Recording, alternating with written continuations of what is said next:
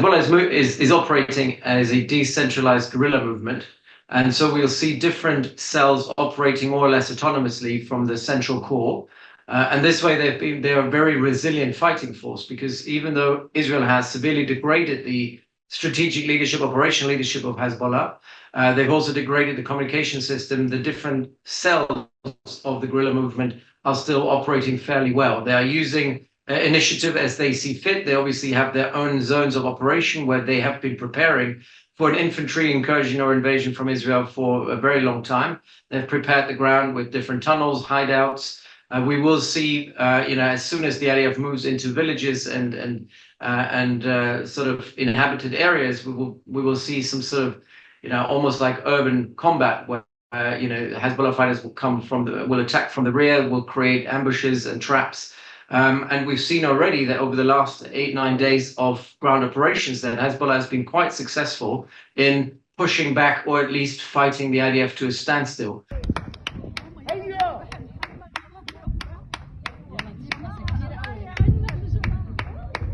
What Hezbollah needs now is a show of strength, showing that they're up to the task of fighting Israel to a standstill, being able to protect Lebanese territory, and also show that they're still the crown jewel of the axis of resistance, which is very important in the wider sort of Iranian network of the axis of resistance, where Hezbollah plays a very, very important role. It has to send a message of strength and resilience to their partners in Syria and Iraq and Yemen, and also towards Iran, if you will. And then there's obviously a very important message that Hezbollah needs to send also of deterrence to Israel, showing to the Israeli public that Hezbollah is up for the fight, because obviously over the last 3 weeks, there's been quite a lot of euphoria in Israel, if I may say even hubris in Israel, to think that the war was already over, that Hezbollah had already collapsed and it's been decimated. And the opposite is the truth. You see that the IDF is really struggling on the ground, not making a lot of progress. And obviously, as casualties will mount, Israeli casualties in particular, this is an element of psychological warfare.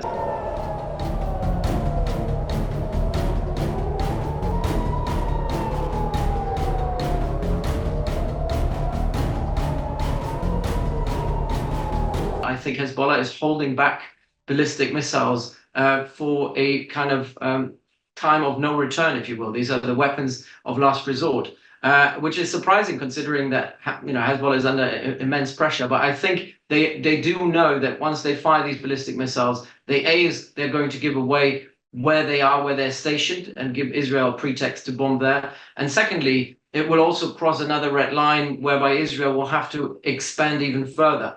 And I think there is a hope within the Hezbollah leadership that a potential ceasefire deal or a diplomatic solution to this standoff is still possible. Hezbollah wants to survive. They don't want to be completely degraded. They don't want the IDF to move too far into Lebanon, and hope that this fairly limited invasion stays as limited as possible.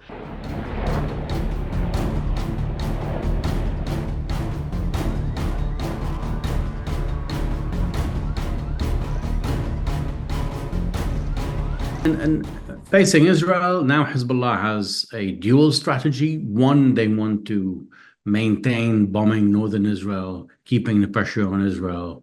And this is a negotiating card, or one of the cards, one of the leverages that Hezbollah has over the Israeli side. And two, they want to push back and slow down the Israeli ground invasion to demonstrate that they are a potent force and they're viable. And also to give themselves time. For them, they understand that the timing now is paramount.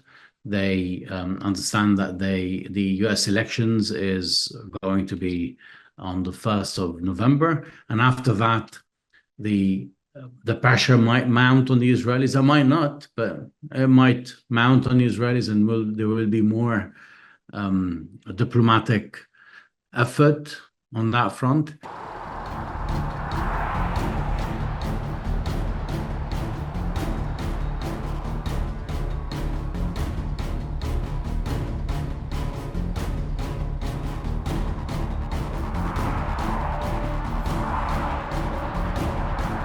What we have seen in the past 2 weeks suggests that Israel has advanced intelligence capabilities.